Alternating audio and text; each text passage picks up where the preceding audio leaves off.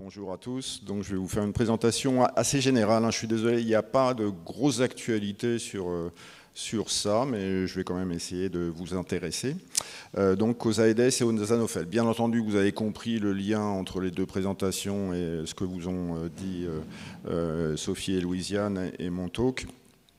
Donc là, vous avez sur l'écran deux moustiques qui sont assez dissemblables.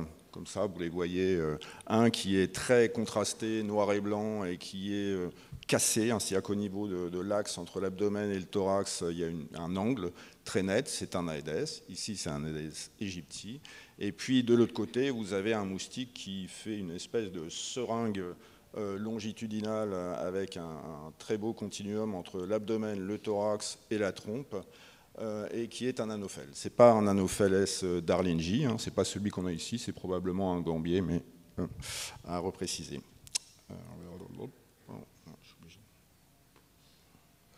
Voilà, donc en gros, pour essayer de comprendre l'intérêt des vecteurs d'un point de vue médical, ils s'inscrivent en fait dans un...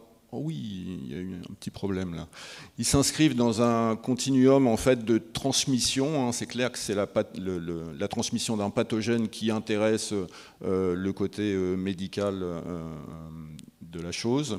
On s'intéresse quand même aux espèces qu'on peut avoir et si elles sont vectrices ou pas. Est-ce qu'elles ont une compétence vectorielle? On en parle un petit peu. Quels sont ces comportements, les heures de piqûre, la distance de vol, les hôtes, les sites dans lesquels ils pondent? Et puis enfin, quel type de contrôle on peut avoir? Quelque chose qui soit à la fois adapté, qui soit pas trop cher, qui soit faisable, et puis surtout qui évite les problèmes de résistance qui arrivent fréquemment. Donc on va voir séquentiellement un peu tous ces aspects. Donc le premier aspect, c'est en gros les espèces. Qu'est-ce qu'on a comme espèces en gros? Donc là, les deux espèces que je vous ai présentées, c'était Aedes aegypti et Anopheles darlingi. Je vais tâcher de vous montrer comment les reconnaître, même si ça n'a pas un grand intérêt, mais au moins le soir, quand vous faites piquer en sirotant votre jus de fruits, évidemment, vous pourrez peut-être savoir si vous risquez d'attraper la dengue ou le paludisme. Donc là, toujours le même, Aedes aegypti que vous voyez sur votre gauche.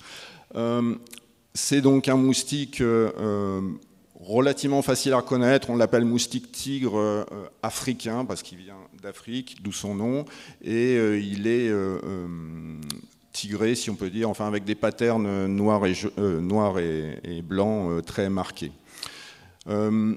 C'est un moustique qui pond des œufs de manière isolée. On voit les petits œufs noirs en dessous, qui ont la grosse particularité, d'un point de vue physiologique, de résister à la dessiccation. Donc en fait, la femelle, elle va pondre ses œufs un petit peu au-dessus de l'eau, en se servant de ses pattes arrière pour mesurer la distance avec la surface de l'eau. Il y a des films qui sont assez fascinants, je vous conseille de chercher sur Internet ça. Et ces œufs vont pouvoir être remis en eau lors de la prochaine pluie. Et si par hasard il n'y a pas de pluie, eh ben, ils vont pouvoir résister comme ça pendant plusieurs semaines, plusieurs mois. Alors, certains parlent d'années, en Guyane on n'a pas d'exemple comme ça d'années, mais ils peuvent résister très très longtemps. Ça pose un problème majeur en termes de contrôle, parce que même si on a l'impression qu'on a éradiqué des gîtes larvaires dans des opérations de lutte, eh ben, c'est très difficile d'éliminer complètement tous les œufs qu'il y a potentiellement sur des récipients secs. Une deuxième caractéristique, je vous ai mis une petite photo là sur un bras d'un volontaire, évidemment, d'une femelle et d'un mâle qui sont côte à côte. Évidemment, les moustiques se reproduisent. Et la deuxième caractéristique majeure en termes de contrôle aussi, on verra par la suite pourquoi, c'est que les moustiques ne copulent qu'une seule fois dans leur vie. Voilà. Et c'est important parce que la femelle, une fois qu'elle aura été fécondée, elle va stocker tous ses spermatozoïdes dans des spermathèques. Il peut y avoir de 1 à 3 récipients comme ça dans le fond de l'abdomen, et elle va délivrer les spermatozoïdes à chaque fois qu'elle pond un œuf. Donc c'est vraiment du... bon, c'est j'allais dire du self-service, non pas du tout, mais enfin, c'est vraiment la femelle qui adapte tout et qui gère complètement cet aspect de fécondation tout au long de sa vie. Alors, à côté, et puis deuxième chose, enfin dernière chose concernant Égyptie, en fait, c'est un moustique qu'on dit sténogame. Alors, c'est un gros mot pour dire qu'en fait, c'est des moustiques qui vont copuler dans un espace réduit, avec peu d'individus ensemble. Voilà. Donc le deuxième moustique, c'est Anopheles d'Arlingi. Ici, on le reconnaît avec ses chaussettes blanches aux pattes arrière. Donc là aussi, vous pourrez savoir si vous avez un risque d'être contaminé par le paludisme, Plasmodium falciparum ou vivax en Guyane grâce à cette connaissance extrêmement précise de l'anatomie du moustique. C'est un moustique qui a des œufs aussi isolés, mais qui ont des flotteurs, donc elle les pond à la surface de l'eau. Ils ont des flotteurs pour pouvoir bien se maintenir à la surface de l'eau et qui ne résistent pas à la dessiccation. Donc ça veut dire qu'en termes de gîte, on n'est pas du tout sur les mêmes types de gîtes qu'Égyptie. Égyptie, vous pouvez avoir des boîtes de conserve, des noix de coco, des tout petits récipients plastiques, des bâches plastiques éventuellement même qui traînent et qui ont des toutes petites réserves d'eau qui vont pouvoir servir à la ponte pour Égyptie. Anopheles d'Arlingi, par contre, ils vont avoir besoin d'eau qui sera le plus souvent, avec une permanence de la masse d'eau la plus longue possible. Enfin, une photo qui illustre le fait que Anopheles d'Arlingi se reproduit, lui et elle, en essaim, c'est-à-dire qu'il a besoin d'une grande quantité d'individus et donc un espace important. Alors ça, comment dire, ça paraît pas très intéressant. En fait, c'est un gros problème en laboratoire quand on veut coloniser cette espèce. Ça veut dire qu'il faudra des grandes cages, il faudra des conditions particulières pour arriver à faire copuler cette bête pour pouvoir avoir une colonie pour faire des infections expérimentales, par exemple. Alors juste là, un graphe pour vous montrer, on a d'Arlingi qui doit être par là, et Égyptie qui est à peu près par là. Vous voyez qu'en fait, il y a 160 millions d'années qui les séparent. C'est énorme. À cette période-là, on est dans le Jurassique moyen. Ça veut dire qu'il n'y a pas d'herbe, il n'y a pas de plantes à fleurs. Il y a des dinosaures, c'est sûr, il y a quelques Archéoptérix. Enfin voilà, donc il y a des dinosaures à plumes, les ancêtres de nos perroquets et moineaux. Et puis voilà. Donc c'est tout ça pour dire qu'il y a une différence qui est paradoxalement, qui est vraiment énorme entre ces deux taxons qui sont d'importance médicale majeure. Donc là encore quelques photos ici d'Égyptie. Alors on le reconnaît si vous avez de bons yeux sur le thorax, quand il vous piquera, vous saurez reconnaître la lyre qu'il y a sur la face supérieure du thorax. Alors c'est pour ça qu'on les appelle Aedes, hein, c'est-à-dire les messagers des mauvaises nouvelles dans la Grèce antique, avec une lyre. Et la mauvaise nouvelle, ça va être l'arbovirus qui va pouvoir vous transmettre dans les jours qui viennent. Enfin, qui va se révéler dans les jours qui viennent. Là, on reconnaît bien les deux lyres, là. Et puis là, j'ai mis un autre moustique qui est du même sous-genre, qui est stégomien. Et vous voyez que là, il n'y a plus de lyre. Il y a une barre longitudinale et c'est Albopictus. Alors pourquoi je vous mets Albopictus? Parce qu'on ne l'a pas encore en Guyane, que c'est un moustique qui existe à Macapá depuis plusieurs années maintenant, qu'il est dans tout le Brésil, qu'il est bien entendu en Europe, y compris maintenant en Seine-Maritime, donc le département où il y a le port du Havre qui fait partir pas mal de containers pour la Guyane. Donc c'est un candidat majeur à l'invasion du territoire de la Guyane. Alors en termes de dengue, c'est peut-être pas le plus grand risque parce que jusqu'à présent, dans beaucoup d'infections expérimentales comparatives, Égyptie reste quand même meilleure à transmettre la dengue qu'Albopictus. Par contre, sur chikungunya et spécialement sur la souche océan Indien, Albopictus est bien meilleur qu'Égyptie. Et là, ça pourrait faire des gros problèmes potentiels. Bon, il y a aussi toute une série d'autres. On a montré au laboratoire, alors je parlerai un petit peu peut-être du laboratoire après, qu'il pouvait transmettre beaucoup de choses avec des restrictions que je poserai après. Voilà, simplement, ça c'est important, gardez-le en tête. Si jamais vous le voyez, vous le chopez, à la limite vous l'écrasez, c'est pas grave, on testera après en moléculaire, mais c'est vraiment important que un maximum de personnes soient un peu sensibilisées à cette bête. Alors, un petit mot de répartition d'Égyptie. Là, c'est une carte, un atlas qui avait été édité par l'Orstom et le CNRS à l'époque, en 1979. En gros, on avait de l'Égyptie un peu partout. On avait un petit doute vraiment très peu abondant à Maripasoula, mais pas du tout pratiquement sur l'Oyapock, à part Saint-Georges. Là, maintenant, je n'ai pas mis la carte, mais c'est pareil. L'Oyapock est libre d'Égyptie. Donc, les 4 dingues qu'il y a sont probablement importés, ou alors il faut suspecter un autre vecteur s'il y a vraiment des gens qui n'ont pas bougé. Et puis là, j'ai remis une carte récente avec le travail de Stan Talaga et Guillaume Lacour sur le Maroni en 2018, où on voit les points rouges, c'est là où il y a de l'Égyptie, les points bleus, là où il n'y en a pas. Et donc ça s'arrête aussi à Maripasoula, et sur le haut Maroni, Antekumpata et tout ça, on n'a pas trouvé encore à cette époque-là, mais ça fait 6 ans maintenant, on va essayer d'y retourner bientôt pour vérifier cette absence. Il n'y a pas d'explication claire sur ce pattern de répartition, donc je ne vous en dirai pas plus.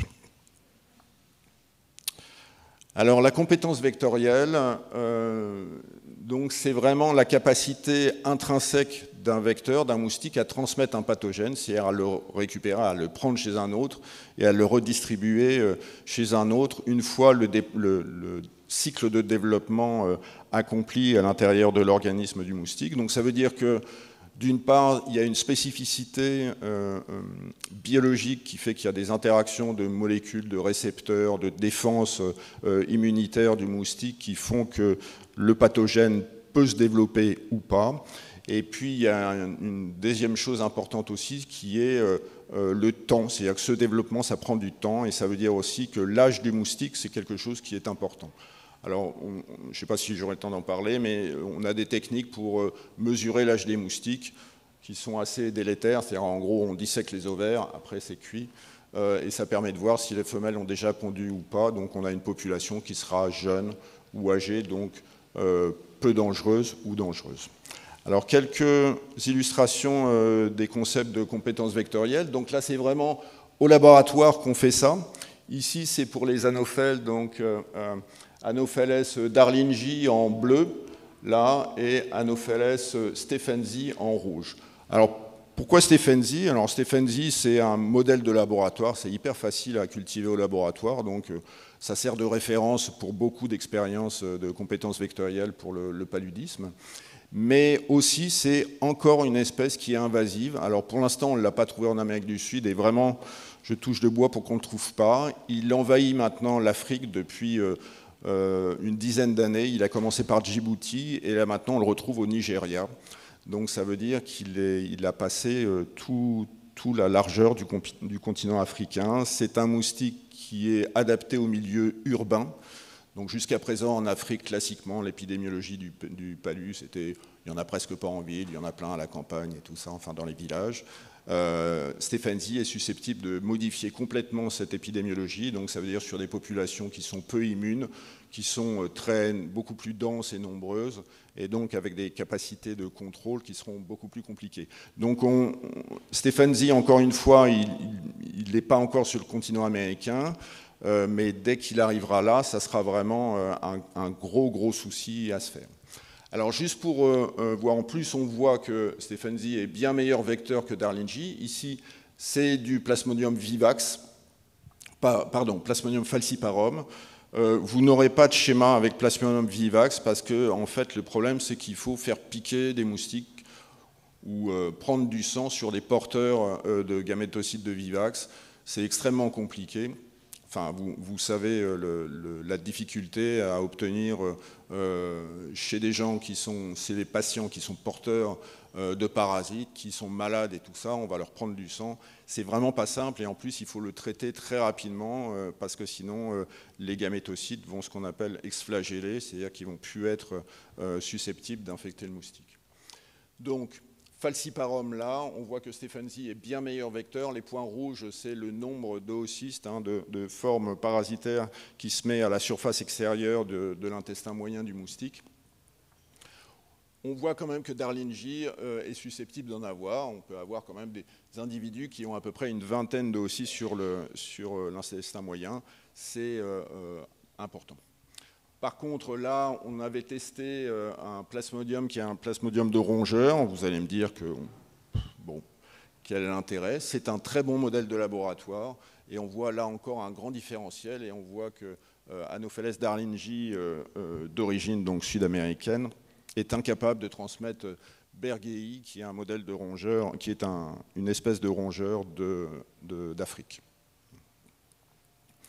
Alors, tout ça pour dire que la compétence vectorielle, c'est vraiment des expériences de laboratoire.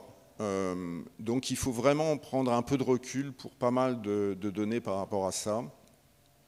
On peut très bien, en mettant une charge virale très forte dans le repas sanguin qu'on offre aux moustiques, leur faire passer quelques pathogènes et dire du coup qu'on a une compétence vectorielle qui n'est pas nulle. Ce n'est pas pour ça qu'elle est vraiment comment dire, épidémiologiquement importante.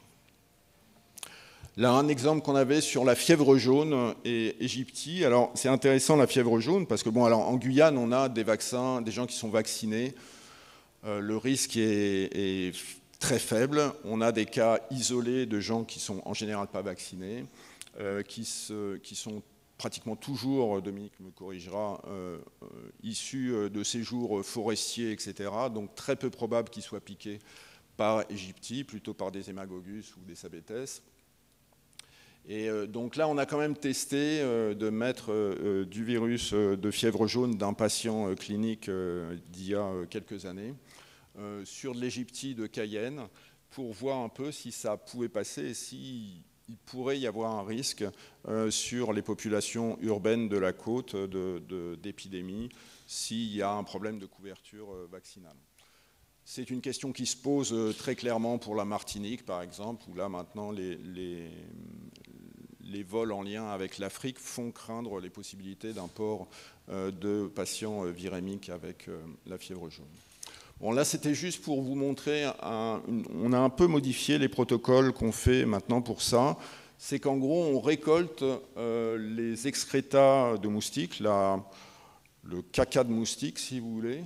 Alors, pourquoi? Parce qu'en fait, on s'est aperçu que les virus sont présents dans le repas de sang. Donc déjà, on peut le trouver bien évidemment dans les résidus du tube digestif à la sortie.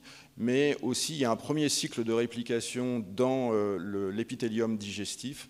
Et donc, quand cet épithélium est délaminé au cours de la digestion, eh ben, on peut récupérer de l'ARN dans les excrétas des moustiques. Et c'est un excellent marqueur d'infection et de potentiel vectoriel là-dessus. Donc on a fait ça, donc on voit là en bleu, c'est les papiers qu'on a récupérés. Vous voyez, donc en gros, ça permet d'avoir des moustiques tout seuls dans leur tube. On a un suivi individuel et puis on récupère les papiers régulièrement. Tous les 3 jours, là, on les a récupérés.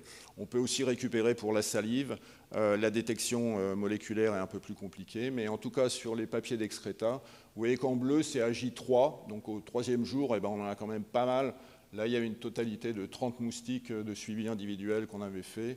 On en a quand même beaucoup qui sont positifs et vraiment quelques-uns qui sont négatifs. Et puis après, quand on tape dans les jours 6 en orange, 9 en vert et 12 en rouge foncé, ça baisse un petit peu, mais on peut avoir aussi, vous voyez, à J9 par exemple, des charges virales qui sont très fortes et qui témoignent d'une infection majeure de l'individu à ce niveau-là.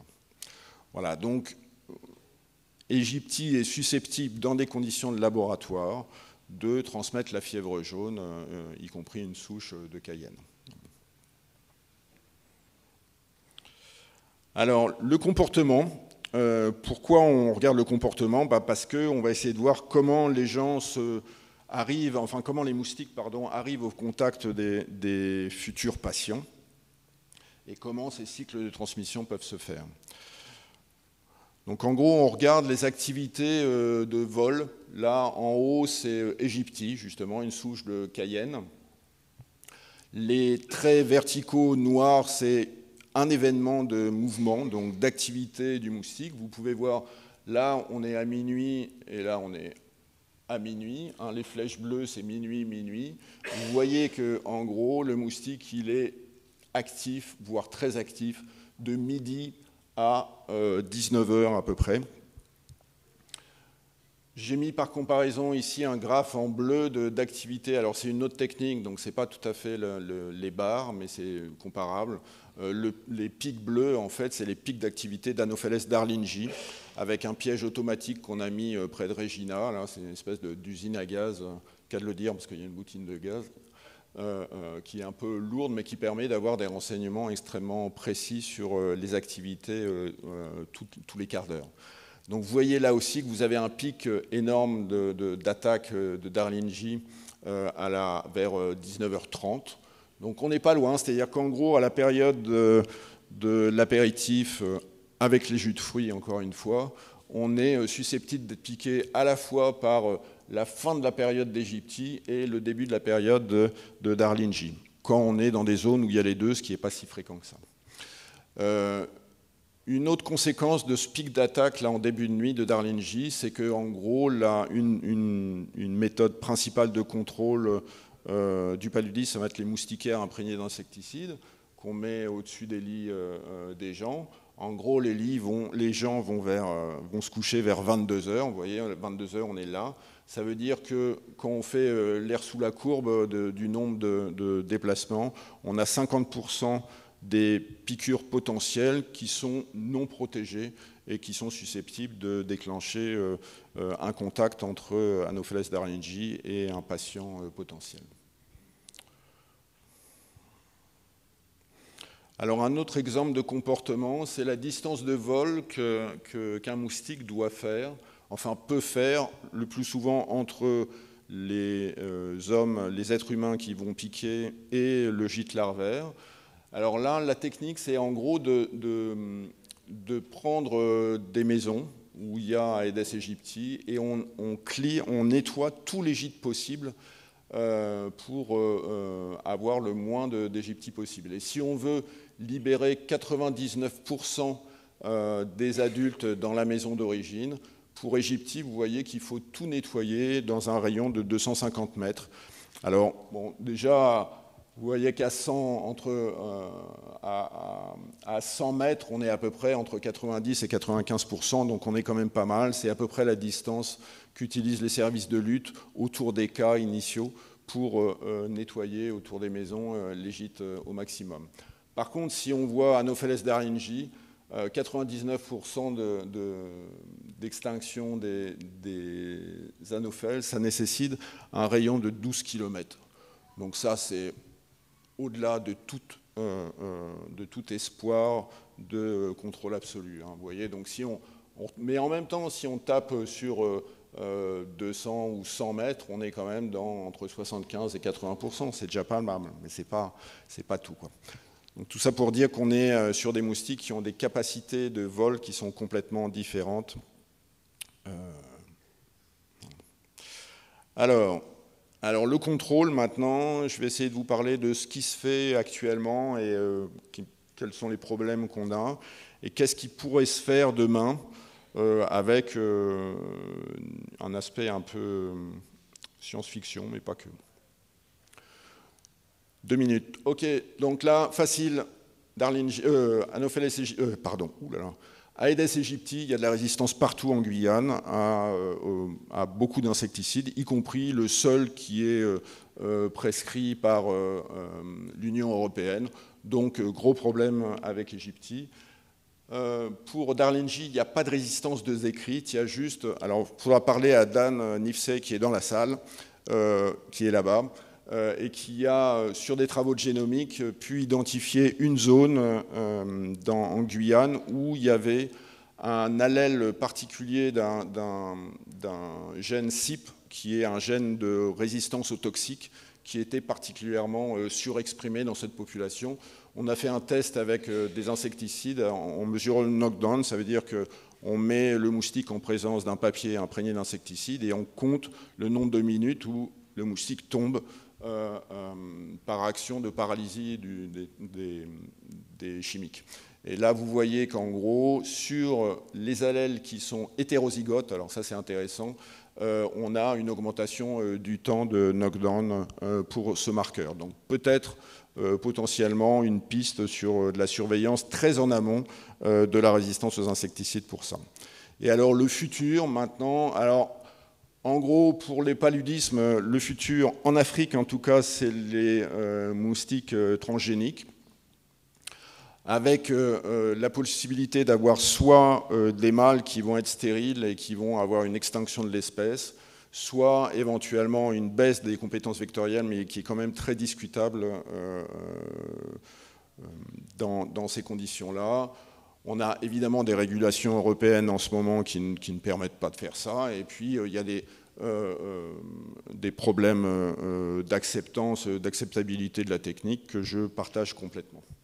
Voilà. Après, la deuxième technique pour Aedes aegypti, en fait, alors il y a aussi les moustiques transgéniques, mais bon, c'est à peu près les mêmes difficultés, sauf que Aegypti est très facile à élever, donc il faut faire dans tous ces cas-là des relâchés en masse, et que c'est beaucoup plus facile avec Aegypti qu'avec Darlinji. Il y a en ce moment des régulations de l'Union européenne qui sont susceptibles d'évoluer. Donc on essaye de travailler là-dessus parce que c'est important. Et il y a aussi des inquiétudes potentielles du public sur lesquelles on essaye de quantifier, de voir quels sont les aspects qui sont les plus gênants. Alors juste un mot de Wolbachia. Vous aurez un superbe poster par Emmanuel Clerville qui sera quelque part dans la session poster, qui vous expliquera tout ça. C'est une bactérie qui existe déjà en Guyane. Hein. Il y a 60% des espèces de moustiques qui sont déjà porteurs de cette bactérie-là, mais quand on l'introduit chez Aegypti, qui normalement en est dépourvu, eh ben, on a une baisse drastique de la compétence vectorielle de ce moustique à transmettre ça. L'exemple le plus illustratif, je trouve que c'est la Nouvelle-Calédonie, qui ont introduit ça il y a 2 à 3 ans. Ils n'ont pas eu d'épidémie de dengue cette année, alors qu'il y en a eu partout dans le monde. Voilà, donc c'est vraiment, la Nouvelle-Calédonie a en fait la compétence environnementale par son statut de territoire plus que celui de département qu'on a ici. Donc c'est la seule différence. Voilà. Je vous remercie et je remercie. Voilà.